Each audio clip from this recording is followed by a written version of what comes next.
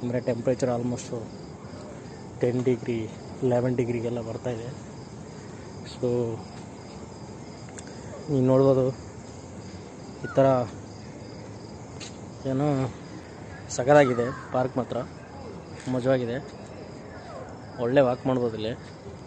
ಮತ್ತು ದಿನ ಒಂದು ಹಾಫ್ ಆನ್ ಅವರ್ ವಾಕ್ ಮಾಡಿದರೆ ಆರೋಗ್ಯಕ್ಕೆ ತುಂಬ ಒಳ್ಳೆಯದು. ನೀವು ಕೂಡ ವಾಕ್ ಮಾಡಿ. ಆಮೇಲೆ ನೋಡಿ ಮಸ್ತಾಗಿದೆ ವಾಕ್ ಮಾಡೋಕ್ಕೆ ಜಾಗ. ಬಂದ್ಬಿಟ್ಟು ಡೆಲ್ಲಿಯಿಂದ ವಾಕ್ ಮಾಡೋಕ್ಕೆ ಪಾರ್ಕಲ್ಲಿ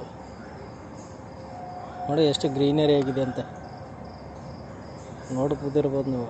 ಲೈಟು ಸಕ್ಕತ್ತಾಗಿದೆ, ಯಾರೂ ಇಲ್ಲ ಜನ. ಒಳ್ಳೆ ಮಜಾ ಕೊಡುತ್ತೆ ಪಾರ್ಕ್ ಮಾತ್ರ ವಾಕ್ ಮಾಡೋಕ್ಕೆ.